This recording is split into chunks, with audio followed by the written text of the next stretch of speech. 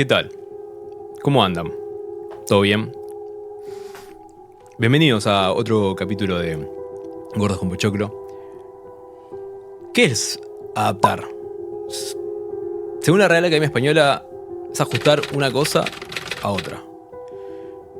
Si traemos al cine, adaptaciones hay 1.000.000. Podemos arrancar desde la primera adaptación sobre una novela literaria, como fue el corto de 16 minutos de Thomas Edison de Frankenstein, de una obra como fue la de Mary Shelley, hasta la fecha. Pero si tenemos que hablar de algún autor, alguien que se merece adaptaciones, y alguien que ha escrito más de 65 novelas, más de 100 cuentos, que sus obras se han traducido a más de 100 idiomas y ha vendido más de 700 millones de ejemplares a lo largo de todo el mundo. Alguien que desde 1974 viene escribiendo y sigue sin parar, incluso a sus 77 años. Es de un famoso escritor norteamericano, nacido en Maine, Estados Unidos. Estamos hablando del famoso autor de Carrie, del famoso autor de It, del famoso autor de Dolores Claiborne o del Resplandor. Hoy en Gordos con Pochoclo, en la primera edición sobre adaptaciones en el mundo del cine respecto a obras literarias, Stephen King. Y antes de empezar, quiero saludar a mi compañero de podcast, al otro gordo, más allá de este que está aquí sentado. ¿Qué tal, Lucas? ¿Cómo te va? ¿Qué haces, Luchito? ¿Todo bien? Estoy extasiado y contentísimo con el capítulo de hoy. Así me gusta, quiero verte así porque yo estoy igual. Olvídate. Hoy estamos más gordos que nunca. Mi nombre es Luciano de Sousa, estoy acá con Lucas y esto es Gordos con Pochoclo. Bienvenidos.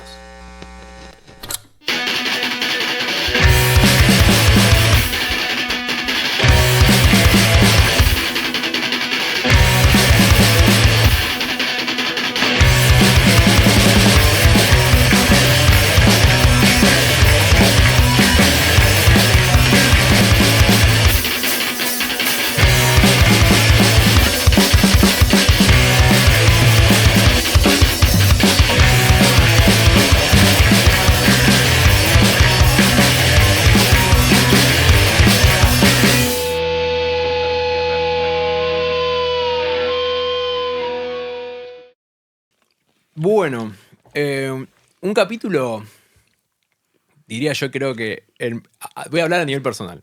Siento que este es un capítulo muy especial. Es como que me toca de lleno al corazón. Porque podríamos haber hablado de un montón de otros autores a la hora de hablar de adaptaciones al cine, adaptaciones literarias al cine.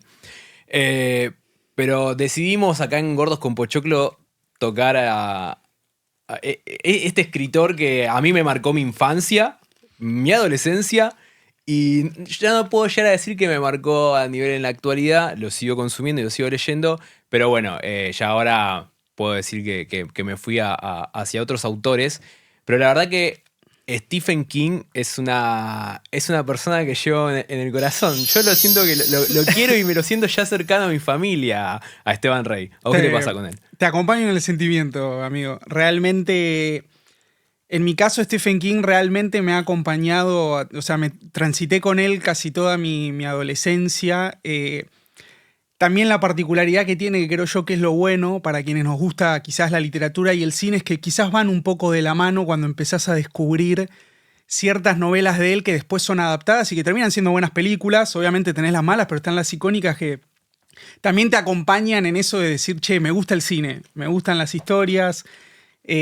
Y en mi caso, Stephen King realmente me encantaba. Yo era el loquito que quizás estaba toda una tarde de un sábado soleado, no sé, leyendo Misery, ¿viste? Era como el rey. Con la persiana baja. Mi viejo diciéndome, che, loco, ¿por qué no vas a disfrutar la vida? No, déjame que amigos. Estoy tranquilo acá leyendo, lo estoy disfrutando. Así que, para mí, capitulón. Para mí sí. No sé si capitulón. Yo no lo sé, pero yo la verdad que lo siento que es Stephen King. ¿Qué más puedo decir? Cosa importante igual, a la hora de hablar de adaptaciones al cine, una persona que tiene escrito millones de novelas, tiene 65 novelas, no sé cuántos cuentos. Hay muchísimas adaptaciones a sus obras, hay muchísimas películas. No es nada fácil tocar a Stephen King a la hora de hablar del cine. Pero bueno, acá medio que hasta hasta nos toca a nivel grupo, a nivel equipo, porque hasta nosotros dos también llegó un punto en el cual apenas nos estábamos conociendo que Stephen King fue como nexo causante en el vínculo y hasta el día de la fecha, porque sí, seguimos ahí pasándonos info de este viejo maldito que sigue vivo sigue escribiendo, y sigue escribiendo a morir.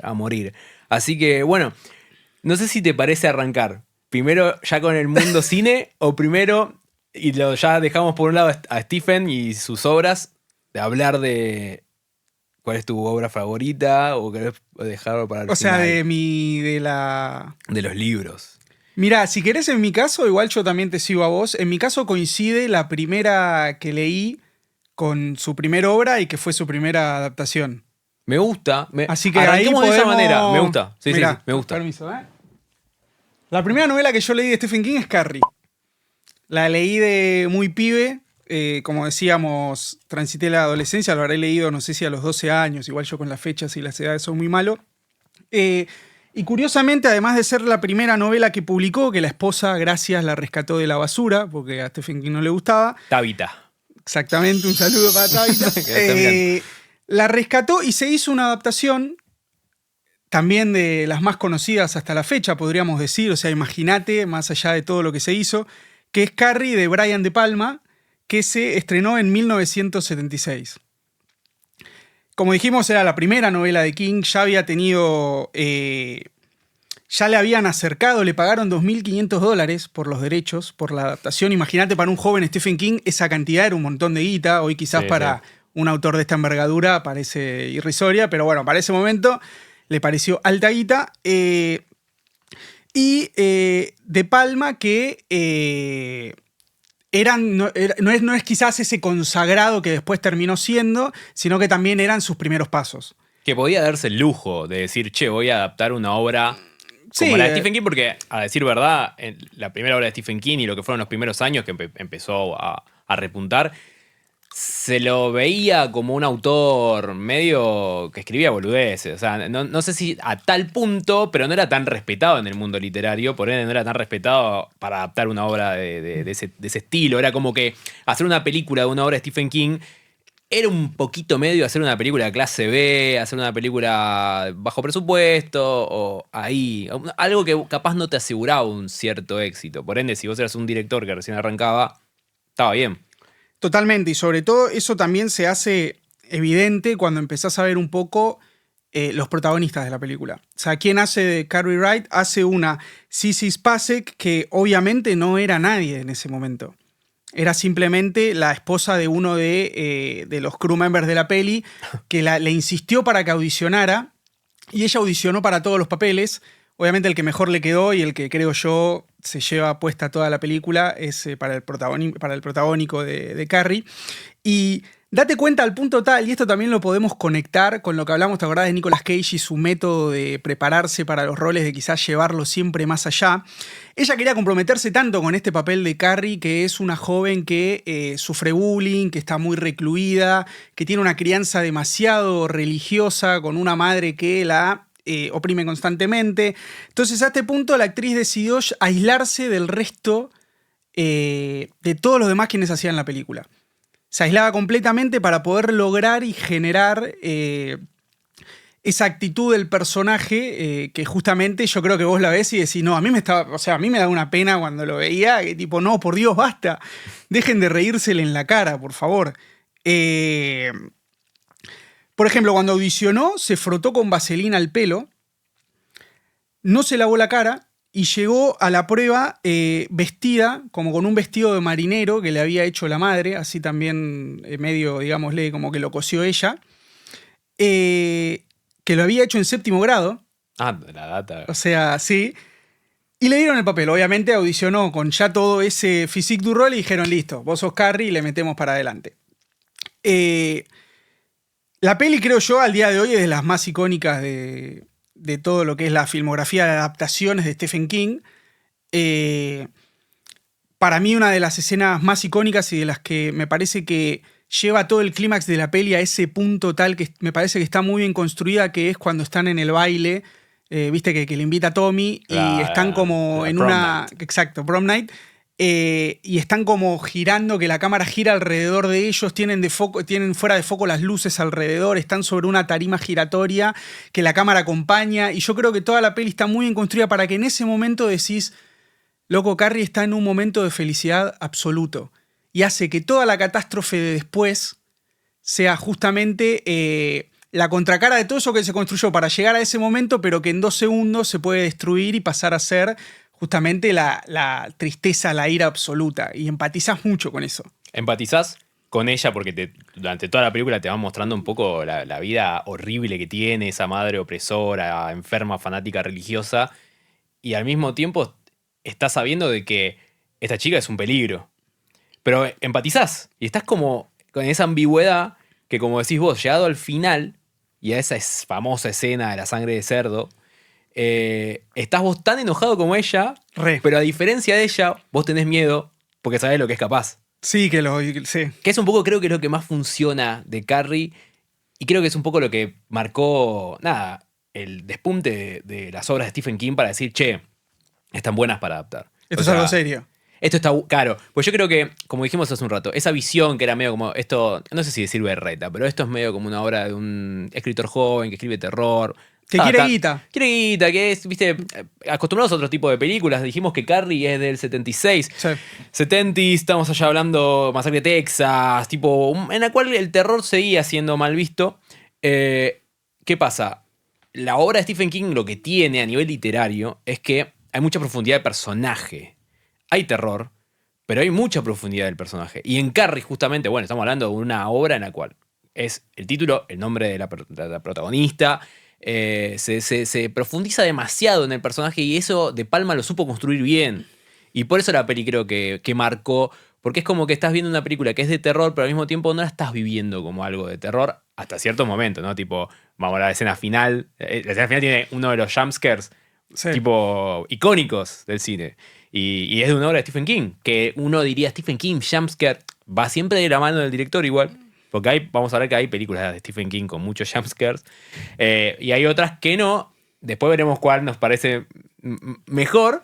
Pero sí, siento que Carrie tuvo esos elementos que fue lo que fue el punto de partida. Sí, sobre todo el tono que está construido también a través de las actuaciones. Por ejemplo, en el papel de la madre, que es Amy Irving, hizo... Por lo que yo investigué y pude averiguar, entre tomas a veces ella se reía porque decía, no puede ser cierto que esta madre esté actuando así. Porque si vos lo ves, tiene un poco ese toque melodramático de madre religiosa, ¿viste? Que ya lo lleva a un extremo que decís, che, loco, esto no puede ser verdad. No puede ser una madre tan así como anda a tu cuarto y arrepiéntete de tus pecados, ¿viste? Y toda esa cosa. Pero está también construido que lo ves de algún modo natural, no te hace tanto ruido, por lo menos, ¿no? Como que decís, este es un melodrama berreta. Y a su vez creo yo que eso hace que empatices más con Carrie, que decís como, sí, loco, hacela, o sea, matala. Usa tu mente y matala. Pero bueno, o sea, ya estamos hablando, primera novela, primera adaptación, gran peli. Podemos decir eso. No, y resumiendo. La primera novela que leíste de y la primera novela, que ya me atrapó y me abrió todo el mundo de lo que fue después. Pero ¿qué pasa? Esto sigue. En 1979, Salem Slot. Salem Slot, el misterio de Salem Slot, es otra de las novelas que se menciona de Stephen King como que son las más icónicas. ¿Por qué? No solo en términos literarios como siguiendo la tradición, por ejemplo, del Drácula de Bram Stoker, de todo lo que es esta literatura de vampiros, sino también lo que es el cine de vampiros, Nosferatu, las adaptaciones de Drácula, etcétera, etcétera. Entonces llegamos a 1979, donde se hace la adaptación, que en realidad originalmente esto se planteó como una miniserie para la CBS, porque la novela es tan larga, o sea, son como 400 páginas, que obviamente si uno quiere hacer no quiere hacer ningún reduccionismo barato como se han hecho de otras películas de King, que ya iremos viendo. No vamos a nombrar obra sobre qué payaso, ¿no? Si uno la quiere hacer bien, requiere tiempo y por eso dijeron, che, es mucho para una sola película, dividámosla en 2 episodios, hagamos un especial para televisión, pero también creo yo se puede considerar como una gran peli. Digamos que es una gran peli de 3 horas que la dividieron en 2 partes por formato de época y por atracción de público, básicamente, dicho así nomás. ¿Quién la dirigió? Top Hopper, que ya venía de hacer La Masacre en Texas y Eaten Alive. Entonces, Claro, el productor vio La Masacre en Texas y dijo, che, yo quiero a este director para mi adaptación de Salem Slot, que ya estaba batallando un poco de cómo iba a ser este guión, que tuvo un poco, viste, los vericuetos de, che, un poco más así, un poco más no. Stephen King mismo dijo que esta película costó adaptarla a un buen guión porque, como decimos, uno quiere ser fiel y quiere contar todo, pero que sea tan extensa, bueno, cuesta un poco. ¿Qué pasa? Esta peli de vampiros de 1979, ustedes pueden sacar ya sus propias conclusiones, me parece bastante rápido. Tiene unos efectos que obviamente son bien de época y creo yo le dan esa materialidad que a uno en algún punto le gusta ver de pelis de ese tipo. Sí, a mí me pasa, por ejemplo, cuando veo quizás pelis de vampiros actuales que me suena un poco medio CGI, un poco, viste, medio no tan real. Me resulta más sencillo quizás identificarme con pelis de estos años, que quizás el vampiro, en vez de ser algo súper computarizado, es una persona con un buen maquillaje, disfrazado. No, está todo bien, pero el vampiro de Salem Slot del 79 Está muy bien hecho, da mucho miedo, ese brillo de reflejo que tienen los ojos como los gatos, estaba muy bien representado. Y siento que yo cuando la vi, la película, no había leído el libro todavía, vi la película primero, a mí me dio mucha vibra a tributo a Nosferatu, justamente. ¿Viste? Este vampiro que es todo como escuálido y parece como un viejo, y tiene más apariencia a un murciélago que a un humano. Me dio esa vibra y dije, che, re bien. Sentí que era un tributo no había leído la novela, pero un tributo de Stephen King a lo que fue Nosferatu y todo el lore ese. Porque ponele, como vos decías, el Malquillo involucraba los lentes de contacto, algo tan simple como eso, que no requiere tanta digitalización o tanta tecnología detrás. A ver, por ejemplo, esto que decíamos de que fue para televisión, que obviamente también hubo otros remakes, pero bueno, muchas de las partes de la violencia y de las escenas gráficas, por ejemplo, que se pueden ver quizás en el libro, que uno puede imaginar, fueron omitidas justamente por temas de restricciones. Otra época. Sí, entonces también era muy particular. Venís del Top Hopper de Masacre en Texas que no le importaba nada y te podía meter ahí sin, sangre a pleno. Acá como, che, mirá, ciertas escenas es mejor no hacerlas o retocarlas para que lleguen a esa... Igual, ojo, cine norteamericano de terror de fines de los 70, quizás podríamos mostrar a adolescentes en bola siendo asesinadas con una motosierra, pero no a niños muriendo en pantalla. Pero acordate que era para televisión. Claro, peor todavía. Acá, sí, nos juntamos en familia a ver... La idea de mostrar en primer plano a un niño siendo asesinado era como demasiado para la época. Y Salem Slot lo que tiene, hay mucho niño muerto. Sí, básicamente. También cabe destacar, en el guión acá participó más activamente Stephen King y también fue el mismo guionista de Carrie, Paul Menage. Que me parece que eso venía siguiendo como una tradición de lo que después ya va a ser la entrada a los 80. Me encanta porque ya la entrada a los 80 venimos bien arriba. Llegamos a un tal Stanley, no sé si lo ubican, Stanley Kubrick. No el de los termos. No, que también ya estaba consagradísimo Stanley Kubrick. Es más, esta del Resplandor es su anteúltima película. Las otras dos que le siguen es Full Metal Jacket y Eyes Wide Shut. Pero bueno, en El Resplandor ya era ese Stephen, viste, barbudo, medio ya sin pelo, no sé, no le cabe una. Con cara de pocos amigos. Sí, como que, che, es lo que yo digo y listo. Entonces tenemos un Jack Nicholson que también ya estaba consagrado, ya había hecho Easy Rider, Chinatown, ya había ganado el Oscar por Atrapado sin salida. Ya se estaba juntando con el director de, ¿cómo se llama? El del Jacuzzi, el cancelado. Ay, ¿cuál? No sé. Polanski, ya estaba juntándose con Polanski. Claro, ya era un Jack Nicholson consagrado. Y después una Shelley Duvall como Wendy Torrance que la había descubierto Robert Altman y había actuado en pelis que, no sé, había tenido un papel en Annie Hall, había actuado en Mrs. McKay, Miss Miller, pero acá me parece es cuando sale, o sea, realmente es una actuación que desborda, que por lo que fue un poco la producción desborda a tal punto que fue porque también con Stanley Kubrick era una relación, como dijimos, Stanley de pocos amigos, no le cabe una, entonces bueno, la llevó a un punto de presión tal que yo creo que la peli transmite eso realmente porque se siente. ¿Qué tiene la particularidad del Resplandor? Y creo que es también a mí por lo que me gusta como la contradicción. Es de las adaptaciones de Stephen King que no le gustan. Y sin embargo, El Resplandor de Kubrick es para muchos icónica y de las mecas del cine de terror. Esa es una controversia Me en encanta. el mundo del cine, Me encanta. pero histórica. Me encanta. ¿Cuáles son los motivos de Stephen King? Uno es que no le gusta la visión que tuvo Kubrick sobre Jack Torrance, el papel de Jack Nicholson. ¿Por qué?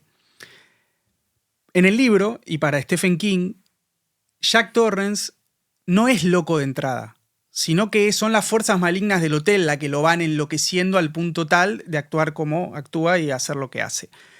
En la peli de Kubrick, vos ya ves cierto tratamiento del personaje que vos decís, este ya está un poco loco, y lo que hace el hotel es sacar a la luz quizás todo un montón de esos, digámosle, esa parte oscura de su cabeza que estaba quizás reprimida, pero que sale a la luz a través de las fuerzas del hotel.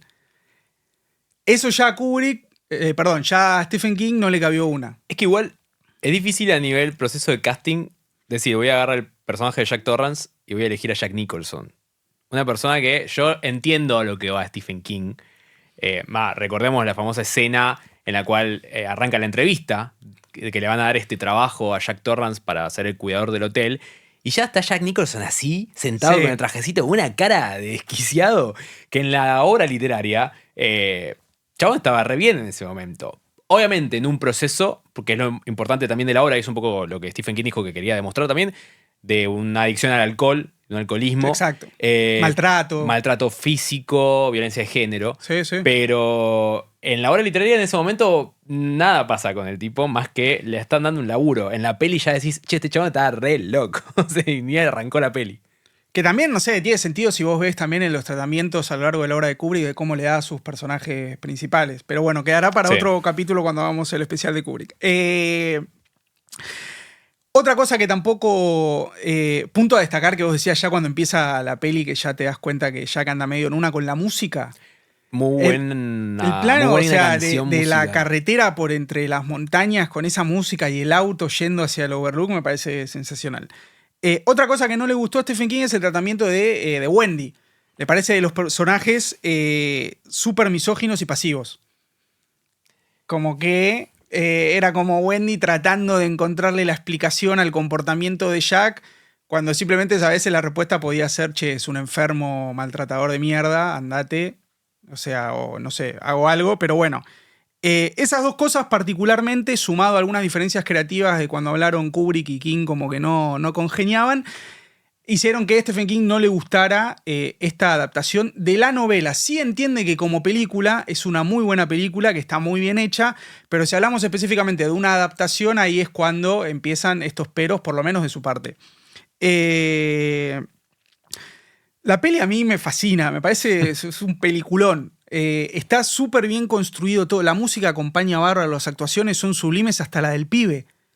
Un ignoto, ¿cómo se llama? Un ignoto Danny Lloyd, sí. que solo hizo esa película, lo cual me parece alucinante también. No hizo más nada, se retiró y chau.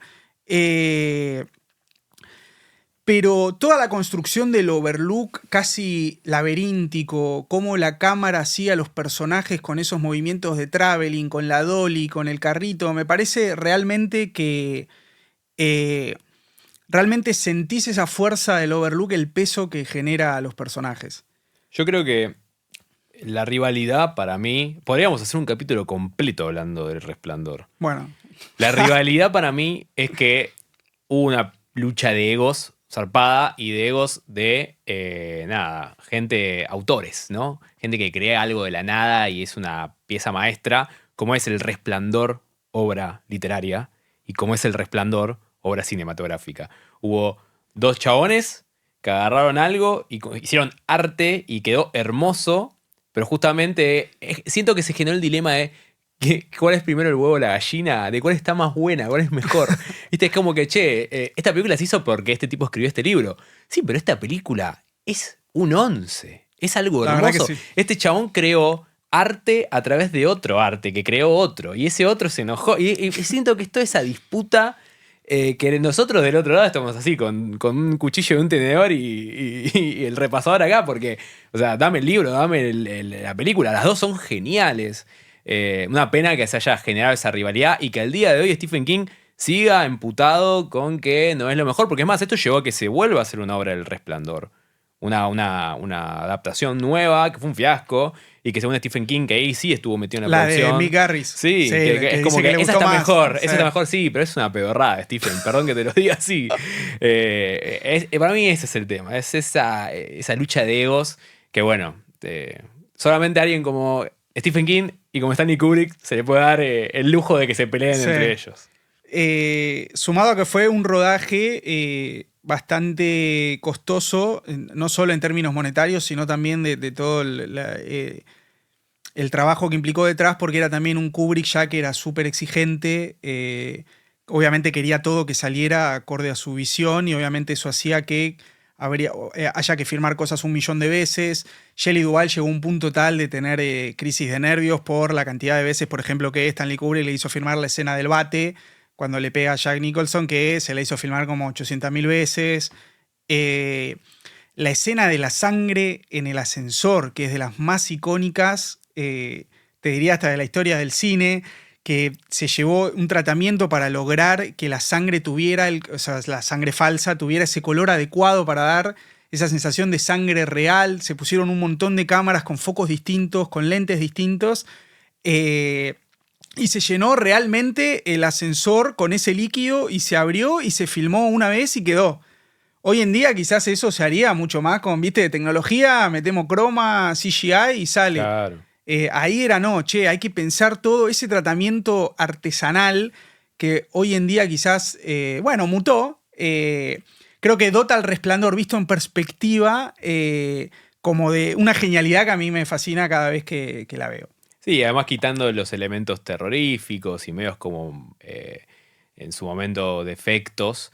Nada, es Stanley Kubrick. Hay unos planos panorámicos, unos puntos de vista. El hotel, yo creo que una de las cosas que también le enojó a Stephen King es que el hotel Overlook lo escribió Stephen King, pero lo creó Kubrick. El hotel Overlook es ese. O sea, claro, si mañana sale una nueva Resplandor y un nuevo hotel Overlook, lo van a tener que hacer igual a ese.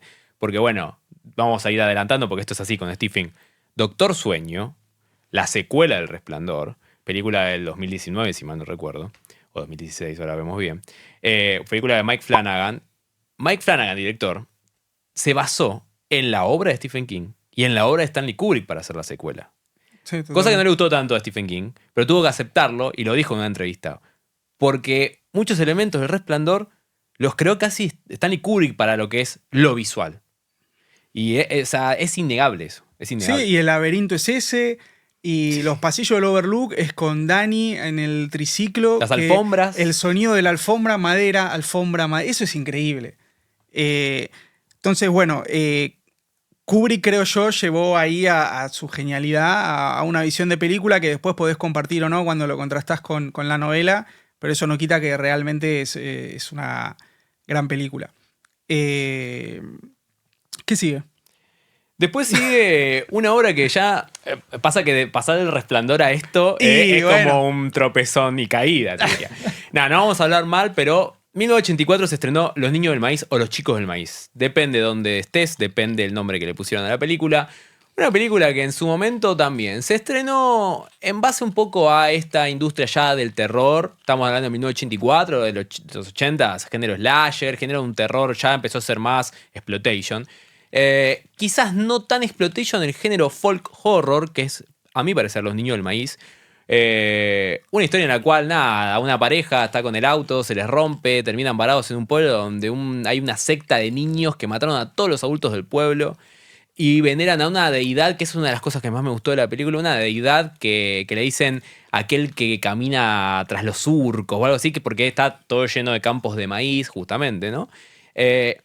La película en sí, vos la ves hoy y no es algo que decís es buena. Para la época lo entendés, hay ciertas cositas que rescatás. Las escenas principales en la cual te enterás vos con los personajes mismos de que de repente los nenes son unos malditos sádicos que están matando a todos los adultos del pueblo, porque están los protagonistas en la primera escena, los que vos crees que son protagonistas, cenando en un diner, comiendo, y de repente se empiezan a morir todos los adultos envenenados y aparecen unos nenes hermosos, divinos, todos vestidos como Amish. Y a los que todavía no están envenenados van y los los cagan matando, los degollan. Decís, wow. Y ahí se corta y eso pasa. Es lo que más me gustó de toda la peli. Eso es lo más esa lo es la mejor, primera eso es lo escena, mejor. para mí lo mejor. Que ya te planta de entrada cómo viene esto. El nene ese atrás, viendo por la ventana, ¿viste? Todo siniestro. Hay que rescatar de los niños del maíz que tiene un muy buen niño terrorífico. Sí. Stephen King, en sus obras, hay muchos niños y hay pocas películas que supieron adaptar bien esos personajes que son niños maléficos. Justamente Niño del Maíz con el personaje de Isaac, que es este niño con cara de viejo que parece como un mini Mr. Bean. Está muy bien representado. Sí, películas como ya nos dijiste con las anteriores que hemos nombrado. Efectos especiales, en este caso, nulos. Hay una escena final donde el niño Isaac es sacrificado y hay unos efectos especiales que están hechos con. Parece que están hechos con bueno, flash. para la época. Para la época fue una. Quizás visto ahora, sí. Y para la época fue importante el hecho de que. Los niños son malos. Y acá está. Estoy viendo niños asesinando adultos. Y además se rescata que. Labura Sarah Connor, la actriz, que ahora estoy recordando el nombre, una joven Sarah Connor, pero nada, la verdad que es lo más rescatable de Los Niños del Maíz, del por qué hoy en día sigue siendo una peli medio de hito, medio de culto del terror. Hubo más de 10 películas de Los Niños del Maíz. Bueno. Si vos me preguntás, te rescato de las 10, 3. Bueno, bien. Haven Feast o Urban Harvest, creo que es que la 3, que es Los Niños del Maíz, se van a Nueva York. Un poco como Mi Pobre Angelito, 2. Un poco como Jurassic Park, 2. ¿Viste? Como, este elemento que garpó lo llevo a la ciudad porque es un elemento que está fuera de la ciudad, lo extrapolo y lo pongo en la ciudad. Ahí, y además hay una muy joven Charlize Theron, que muy bien. Y después la otra, que es la 4, que es The Gathering, como el rejunte, que hay una joven Naomi Watts, que se le intentó dar como otra versión a este concepto del terror que se planteó en la película, que es que los niños veneran a un dios, una deidad del campo que se alimenta de adultos y que cuando vos cumplís 18 te tenés que sacrificar por este dios. Lo quisieron traspolar a una idea más de un concepto de cómo el mal se puede transmitir a través como de una especie de virus. Qué sé yo, se rescata que se le quiso dar otra vuelta de tuerca, pero bueno, estamos hablando de 10 películas de Niño del Maíz. Una locura. La única que zafa, la primera de 1984, después el resto es bla, bla, bla. Después de Los Niños del Maíz, ya nos alejamos un poco del terror. Y vamos ya a Stand By Me. Stand By Me. Bueno, acá rescata, o sea, lo que tiene... Primero, pues me hiciste cuando te escuchaba con lo de los chicos del maíz, de los efectos y todo. A mí también lo que me gusta para tener en cuenta en esa época, porque uno lo ve ahora en perspectiva, o sea, 2024, no sé qué, pero en ese momento, y sobre todo también con Silent Love del 99, a mucha gente eso realmente en ese momento le daba terror. Que claro. Es como, estoy viendo en la tele un vampiro que, no sé, chupa sangre, lo que sea, estoy viendo unos nenes que están descuartizando gente. Eso también me parece que, o sea, el acompañamiento también de una generación a través del terror, que alimentado por historias de Stephen King, me parece que eso es como súper enriquecedor. Pero ¿qué pasa? Stephen King es multifacético. Eso también es algo que me parece que nos gusta bastante. Y no solo es terror, no es todo terror, señoras y señores, sino que también hay un poquito de drama, un poquito de esas películas coming of age, de lo que es el ir creciendo en ciertos pueblos de Estados Unidos. Y es el caso de la peli de 1986, Stand By Me, dirigida por Rob Reiner, que esta era su tercer peli, pero con esta peli, Rob Reiner, que también lo ha dicho él en entrevistas, es como se dio cuenta de que podía realmente dirigir y llevar a cabo proyectos con una visión propia. Está basada en una novela corta. Stephen King tiene una cantidad de cuentos y de novelas cortas alucinante, que se llama El Cuerpo, que es de 1982 y originalmente se publicó en la antología Las Cuatro Estaciones. Y es justamente, dicho en dos palabras, es como un grupo de chicos de un pueblo del interior de Estados Unidos que van a buscar el cuerpo de un chico que desapareció. Y obviamente en todo ese viaje hay un montón de descubrimientos, me refiero a autodescubrimientos de los mismos personajes, de su crecimiento, de cómo van descubriendo ciertas etapas de la vida, bueno, en fin, toda esa... Sí, un coming of age. Carga emotiva. Hecho y derecho. Sí, exactamente, es literal. En un principio, estas cosas a mí, pues yo las traigo porque, no sé, me gustan. En un principio, Stephen King pedía $100.000 y 10% de la recaudación. Ya estaba subido igual. Ya estaba... Bueno, pero 10% de la recaudación para lo que es una adaptación es un montón. Para lo que son las productoras de lo que es, una vez que la película se estrena y lo que empieza a recaudar, dar un 10% al escritor de la novela a la cual está adaptada, que ni siquiera escribió el guión, es un montón. Bueno, entre un montón de negociaciones lo cerraron por 50.000 y un porcentaje menor de recaudación.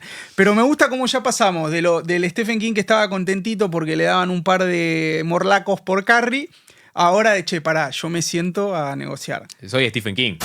Pero también vamos a ver más adelante, no lo voy a adelantar, también tiene una política que me parece súper tremenda, pero sobre todo con directores nuevos que ya vamos a ver más adelante.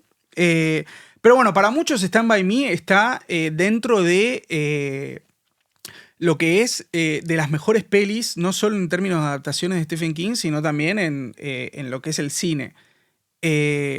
Tiene esa carga emotiva, tiene obviamente fines de los 80, lo que es justamente el coming of age, un cambio también cerca de un cambio de década. Bueno, tiene toda esa carga emotiva que la película sabe sostener y se pone al hombro como para decir, sí, me hago cargo y voy a tratar de retratar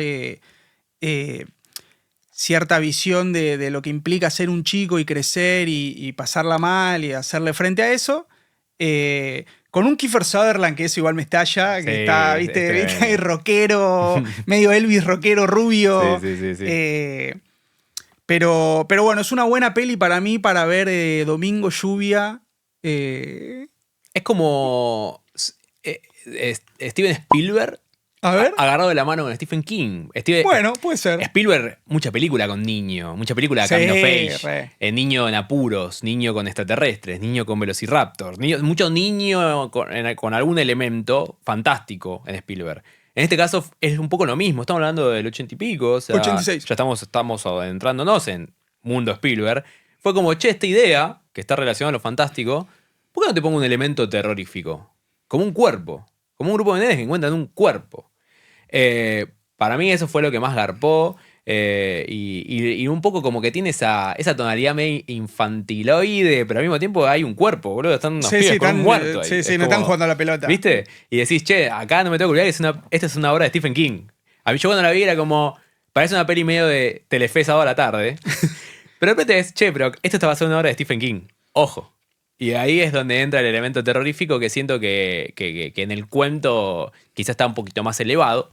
Pero en la película lo supieron llevar bien por ese Sí, como por que ese se agarra de aspecto. otro género y lo explota. Exactamente. Porque estamos destacando todas las películas de Stephen King que fueron hits. O sea, no es un orden cronológico, sino más bien por qué estas películas son las películas que son hoy en día y por qué fueron un éxito y por qué llegaron a que Stephen King sea hoy una persona que escribe casi a los 2 minutos ya le compraron los derechos del libro para hacer la película. Son esas películas que tienen una llegada a una audiencia mucho más grande que un género o un tópico en particular. Exactamente. Creo yo que eso es lo destacable. Porque empezamos ya con Carrie, de repente un grupo de nenes, emotividad, todo. Bueno, hay ahí algo multifacético, creo yo, realmente es bastante destacable. Pero parece que no le duró demasiado este mambo medio de niños, medio de algo más tranqui, más naif, y tuvo que volver al terror absoluto, puro terror, como fue Cementerio de Animales de 1989. Una obra que según King, la obra literaria, fue una de sus más terroríficas novelas, está basada en una novela. ¿Qué decir de Cementerio de Animales? Gran película de terror. El concepto ya inicial de que vos podés llevar algo muerto a un cementerio y que eso puede revivir y revivir de forma maligna, está bien, es un elemento terrorífico del cine, muertos vivos, estamos hablando de películas de George Romero, íntimo amigo de Stephen King, pero acá, ¿qué es lo importante? ¿Por qué una obra es tan dispara de repente? Porque estamos hablando de casi zombies, seamos honestos, son zombies, o sea, ¿por qué es tan importante?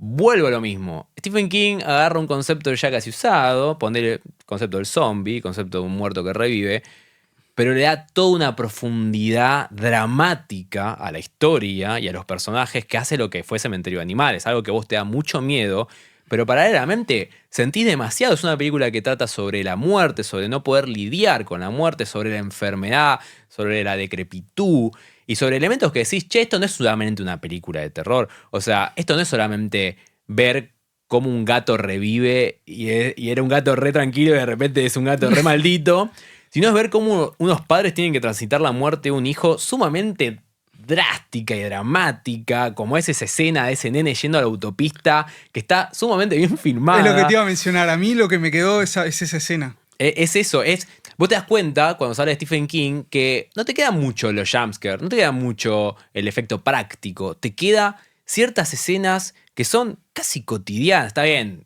no se mueren no sé, pero la muerte de un niño en una autopista, la muerte de un niño en un accidente automovilístico es algo que sucede. Y sin embargo está planteado de alguna manera en una película de terror que te atraviesa de lleno, y bueno, ni hablar todo después, el rédito que uno le da cuando ese niño es enterrado y vuelve como un Chucky maldito y mata a todo que se le cruce. Y una de las cosas y uno de los aspectos que yo más destaco de la película, y también vuelvo a lo mismo, ¿no? De cómo elementos que capaz no tienen que ver con la trama en principal, con este nexo causal central de la película, sino con otros anexos que decís, wow, este es Stephen King también.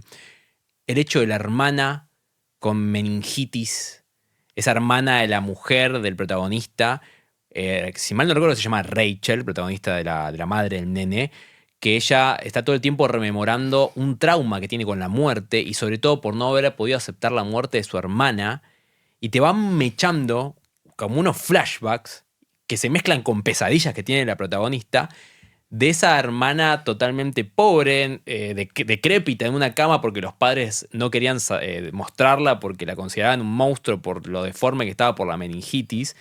Está tan bien hecho todo ese momento, esas escenas, que en cierto punto te terminan dando más miedo eso que el nene muerto matando a gente por el pueblo. Total. Pero la verdad que Cementerio de Animales fue algo que marcó, fue algo que vos hoy en día también decís cine de terror, Stephen King, y es Cementerio de Animales. Después vinieron cierta secuela dirigida por la misma directora, Mary Lambert, que la verdad es un poco exprimir cada centavo, se exprimió más el concepto.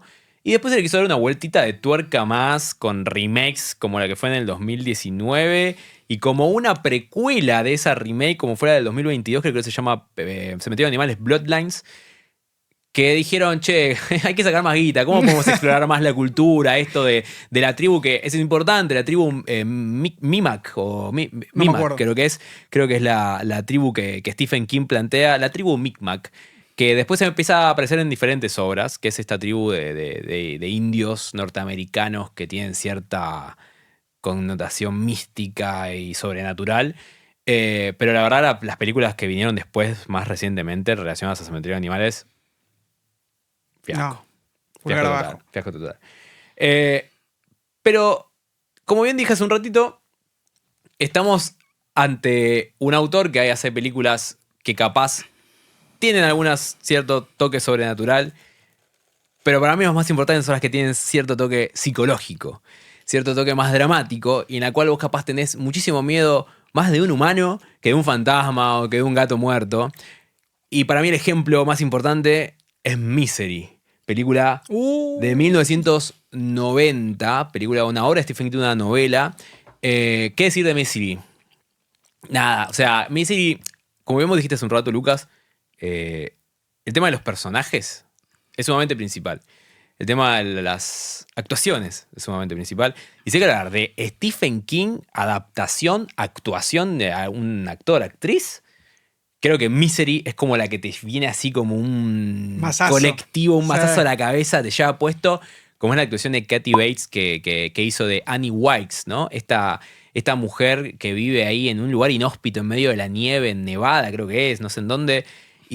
Fanática. Y es fanática de este Paul Sheldon, de un James escritor. Caan ahí, sí, James Caan un James Caan que venía del Padrino, que venía a hacer otro tipo de personajes y de repente dijo, che, voy a hacer este protagónico de un hombre más sumiso, de un personaje de un hombre que está más literal y metafóricamente cagado a palo por una mujer, como es Misery, que es una película que yo creo que tiene un tono de terror dramático, de terror psicológico y de un terror que es mucho de obra de Stephen King en adaptación, y después seguiremos hablando, que es el terror claustrofóbico, de cómo es una película de muy pocos espacios. Se filma básicamente casi todo en la casa de Annie Wilkes, que es donde está Paul Sheldon postrado y secuestrado por esta fanática de él. Pero una de las cosas más importantes y por qué Misery es Misery como película hoy es justamente por nuestra amiga personal, y le mandamos un beso, Kathy Bates. Tenés que cerrar el estadio. Tiene que cerrar el estadio. Kathy Bates y también la gente que estuvo detrás de la película y de la dirección, que decidieron, eligieron una actriz que no era conocida, como fue en ese momento Kathy Bates. Y lo más importante es que una de las diferencias que se marcó de la película con la obra es que el personaje de Annie Wilkes en la obra de Stephen King es un personaje mucho más sádico, mucho más terrorífico, es alguien que da mucho miedo, es alguien que no le quiebra las piernas a Paul Sheldon, es alguien que le corta una pierna con un hacha, le corta un dedo, es mucho más violenta. Y el director de Misery dijo, wow. Rob Reiner. Rob Reiner, ahí está, no me lo acordaba. Dijo, yo no sé si da tanto mostrar a esta mina siendo tan sádica, ¿no? Este pobre tipo que está postrado. Lo mejor es que el público simpatice con este gran antagonista y que esta mujer pobre, aislada, sea en cierta manera simpática, que te atraiga, que de alguna manera empatices y no sepas por qué. Porque es simpática, pero el tipo está totalmente sonada. Y eso es lo que más se destacó de la película y de esta vuelta que le hicieron, que fue una decisión del director, de Rob Reiner, que Stephen King acordó y que después al día de hoy Stephen King dijo que la verdad que fue una muy buena movida de lo que fue la dirección de querer cambiar ciertos aspectos de la novela y demostrar una Annie Wilkes mucho más simpática, porque terminó el público también, ¿no? Simpatizando justamente con este personaje que te reías un rato y te daba cierta penita, y después veías cómo la mina se desquiciaba y le quebraba las piernas al tipo enferma, porque sí. el chabón se quejó de que la máquina de escribir le faltaba una tecla. Una locura. Y nada, fue y creo, si mal no recuerdo, la única película adaptada de una obra de Stephen King que ganó un premio Oscar, que la ganó justamente Kathy Bates. Pero bueno, eso es Misery. O sea, Kathy Bates se lleva puesto todo, la rompe. Para mí, el que estaba postrado en la cama podía ser James Caan, Robert Redford, el que sea, porque Kathy Bates estaba ahí subiendo, manejando el tren que iba a llegar a buen destino. Pero vos que hablás tanto de Oscars y de consagración y de que decimos que Stephen King no es solo terror, en 1994 sale lo que también para muchos es una de las mejores pelis de la historia del cine, que es The Shawshank Redemption. Shawshank Redemption, dirigida por Frank Darabont, es su segunda película. Él venía mucho venía más como escritor. Venía de escribir Pesadilla en Elm Street 3 con Wes Craven, pero dijo, quiero adaptar este cuento corto de Stephen King, que curiosamente también está incluida en las 4 estaciones, y que Darabont ya conocía a Stephen King. ¿Por qué? Y es lo que yo te había dicho hace un rato de lo que me gustaba de una visión que tiene Stephen King, es porque en 1983 Frank Darabont ya había adaptado un cuento que Stephen King le vendió los derechos por $1. Ahí va. ¿Por qué? Porque Stephen King tiene una política que ya canceló hace poco porque nada, ya está, que llamaba Dollar Deal, o sea, el trato de $1, en el cual Stephen King, con ciertas obras suyas, quizás de menor envergadura, vendía los derechos por $1 a directores primerizos o novatos que quisieran adaptar su obra. Banco. Como una forma de apoyar a siguientes generaciones de directores y de autores.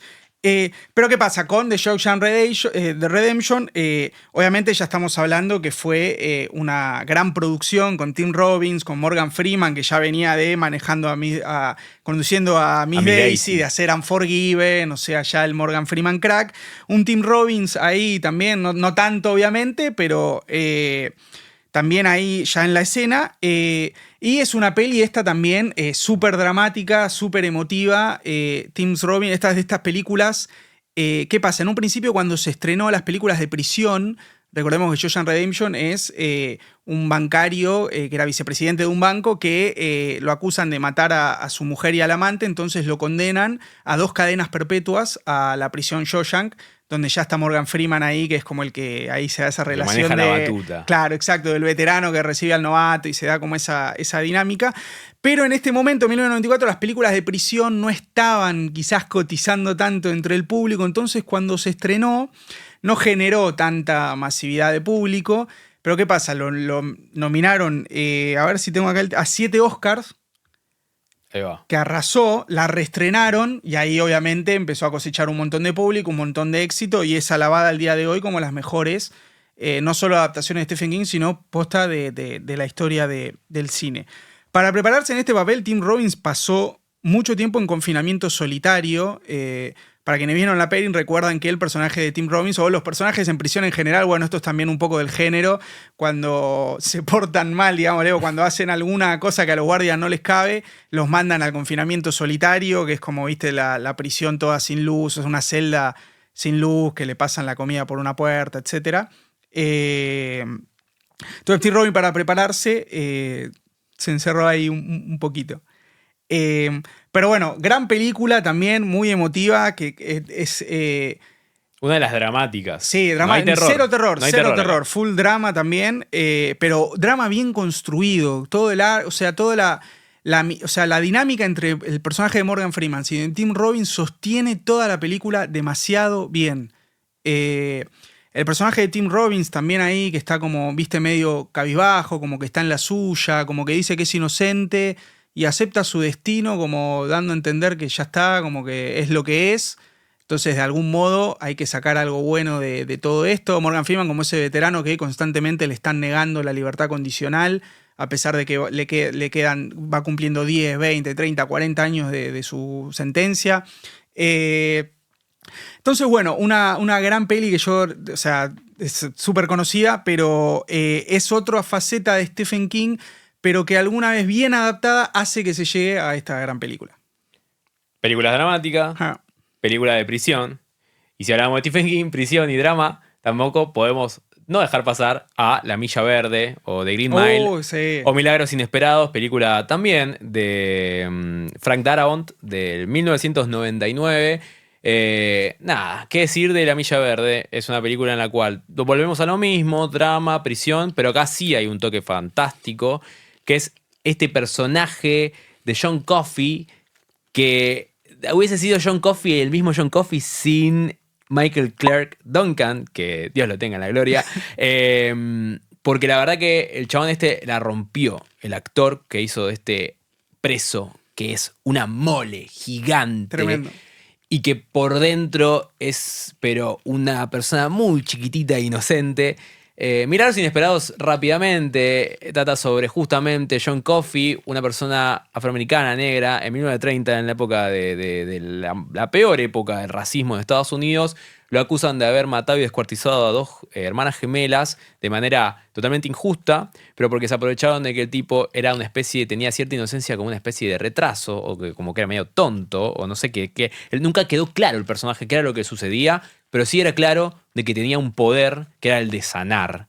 Y que en la película es el único toque fantástico que hay, que nada hace mucho a la trama, porque la verdad, nada, o mejor dicho, a lo que es el peso que tiene La Milla Verde, que en realidad lo da todo el dramatismo y la profundidad de todos los personajes, desde Tom Hanks, que es el protagonista principal, que es este celador o guardia de este pabellón de la muerte, porque La Milla Verde se llama así porque justamente era una milla que duraba el pasillo de donde estaban todos los detenidos que esperaban la sentencia de muerte. Y bueno, un Sam Rockwell muy joven haciendo de Salvaje Bill. Personajes que la verdad son muy importantes para la trama, y vuelvo a repetir lo mismo. Hacen más los personajes a la trama que la trama a los personajes. Y esto es muy de Stephen King. Sí, re.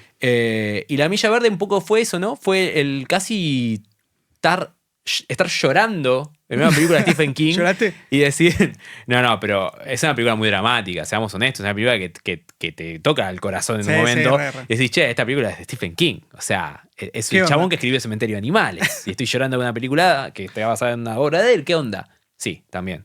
La Milla Verde, gran película dentro de las dramáticas de Stephen King. ¿Y qué nos quedan de los últimos top de él? No, solo... El terror. Dentro de los hitazos. O sea, Corazón de Atlántida. Y no podemos dejar pasar A ver. al payaso It. Oh. ¿Y ahí? Es un tema It. Siento que es como que podríamos dejarlo como último punto de esto que nos queda del capítulo, porque para mí es un dilema It. Es algo que vos decís, sí, Stephen King es igual It. Vos le preguntás a alguien en la calle y te dice Stephen King, el payaso asesino. Qué sé yo. Como fanáticos de Stephen King es difícil. Yo la verdad no sé si elegiría It como algo que wow, me voló la cabeza. Si es real que es una gran obra, si es real que es una obra muy larga, 1300 páginas, locura. que fueron adaptadas en 1990 a una película en 2 partes de 3 horas. Un poco lo que pasó con Sam Slot. Exacto. Y redujeron muchísimo de lo que era la obra inicial. La verdad, la película bastante bien y bastante bien por la actuación de Tim Curry haciendo de Pennywise. Yo creo que la película se sostiene, y esto lo han dicho muchísima gente a lo largo de toda la producción cinematográfica del cine, de todas las películas de Stephen King. It de 1990 es gracias a Tim Curry y su interpretación de Pennywise. Adhiero. El tema que sellaron muchas cosas puestas de la obra al hacer esa reducción de 1300 páginas en una película de 2 partes de 3 horas. Medio difícil. Que medio Andy Muschietti en el 2017, cuando quiso hacer la remake, quiso un poco reivindicar la obra y empezar a hablar un poco más de lo que era el pueblo de Derry, este pueblo ficticio de Stephen King de Maine, que era un poco lo más importante de la obra de It, de la obra literaria. No el payaso, el pueblo. Entonces, creo que Muschietti pudo hacer eso. Es una gran película. La verdad que It del 2017, la remake, le fue muy bien. No sé, 700 palos verdes recaudados. Como para no. Fue una locura. La secuela, la verdad, todo lo contrario. Siempre hay un tema con esta primera parte con los niños. Volvemos a lo mismo, ¿no? Stand By Me. Es un poco más comprable esta anécdota, este argumento de niños en apuros con este payaso que se transforma básicamente en el terror que tiene la gente. Pasa que la segunda parte con adultos se complica un poco más. Lo fue en 1990, lo fue en el 2019 cuando se estrenó la secuela. Pero qué sé yo, es como que It es la marca registrada de Stephen King. Vos no lo podés pasar por alto. A mí lo que me pasó con la de Muschietti es la primera me gustó bastante y ya la segunda le solté la mano. Claro, es que es lo que a mí me pasó lo mismo. Y un montón de gente, la verdad, la secuela le fue mal. Estaba viendo y decía, che, todavía esto le queda 1 hora y media, ponele. Y todo para que termine como que lo bardean y se queda ahí todo pobretón.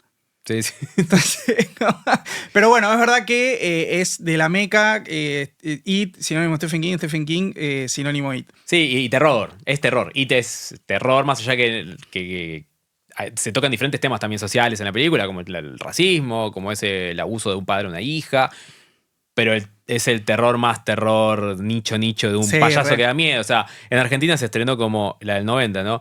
It, el payaso asesino. O sea, es difícil salir de ahí. Sí. Bueno, estas son las icónicas. Estos fueron los hits de Stephen King. Vamos cerrando igual. Sí, sí. Después podemos hacer un especial también de otras más. Obviamente tenemos, en los 80 después fue a lo loco, el Christine de Carpenter, el Cyberbullet de Dan Tías, Running Man con Arnold Schwarzenegger. Tenés para elegir de todos los gustos y géneros que te gusten. ¿Top 5 tuyo y novela favorita? Top 5 mío, lo tengo acá anotado porque son tantas cosas que me lo anoté. Mi top 5 es, y nos comprometemos a hacer una segunda parte de Stephen King. Yo me comprometo a hacer, dale. Bueno, dale, te quedaste manija. Son muchísimas más películas. Está bien, y tocamos dale. los hits. La gente quiere saber cuáles son los no tan hits, pero que están buenas igual. Bueno, dale. Puesto número 5, La Niebla, de Frank Darabont. Linda película. Muy buena. Muy buena. Con uno de los peores finales del cine, pero no porque es malo, sino porque te destruye el cerebro.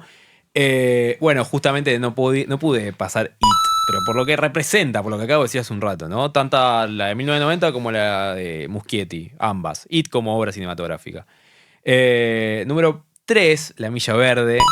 La verdad que tenía que incluir una de drama en Stephen King y la verdad que la película, como dijimos hace un rato, se la sostiene por el drama y por los personajes. Lo fantástico, el toque King es un dato de color. Puesto número 2, y esto es una película de la cual yo quería hablar y por eso también me quiero comprometer para hacer una nueva adaptación, es 1408. Una película adaptada de un cuento corto de Stephen King que a mí me parece una gran, pero gran película de terror y una de las mejores interpretaciones de John Cusack como actor. Qué difícil John Cusack como actor. Mira, en serio fue una cagada. Por eso. Pero bueno, pero 1408 la verdad que a mí me parece una de las mejores, tanto obras como cuentos de Stephen King como peli de terror. Y puesto número 1, El Resplandor de Stanley Kubrick. ¿Y novela? Y mi novela favorita... Ah, pues también trajiste la que primero leíste. Sí, por eso dije, hay que seguir hablando de King. Ah, mirá. Mi primera novela que yo leí de Stephen King, yo lo empecé a arrancar a los 14 años, creo que 15, fue este libro, Cell, que después hizo la película que mejor no la vean. ciertas cosas, decía Luca Prodan. Y después mi obra favorita de Stephen King, yo soy un poquito más contemporáneo a King, ¿viste? Como que soy como que leo Carrie, como...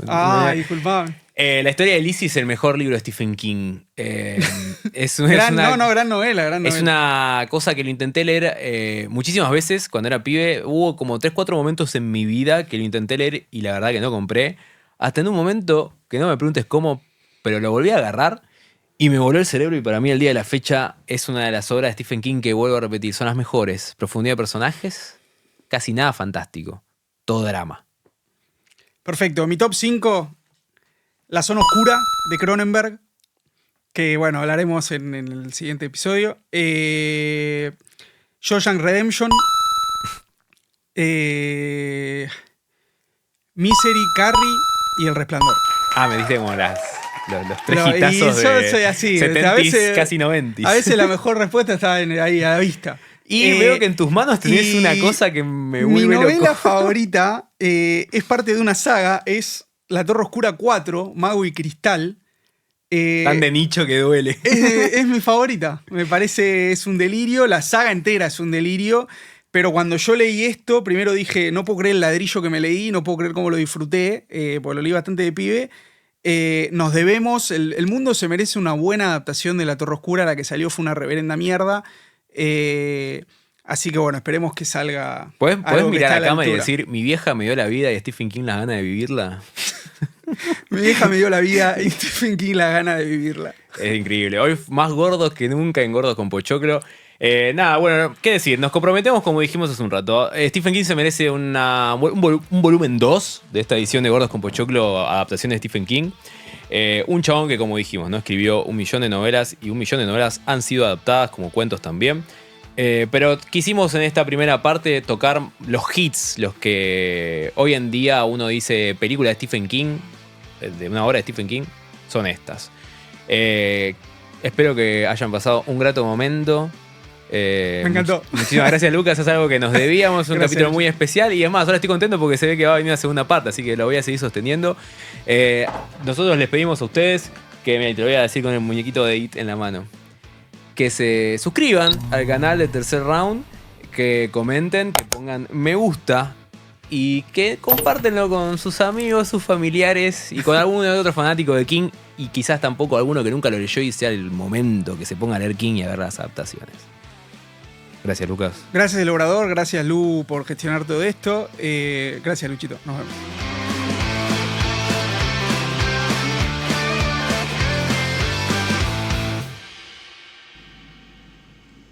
A little slow tonight, isn't it?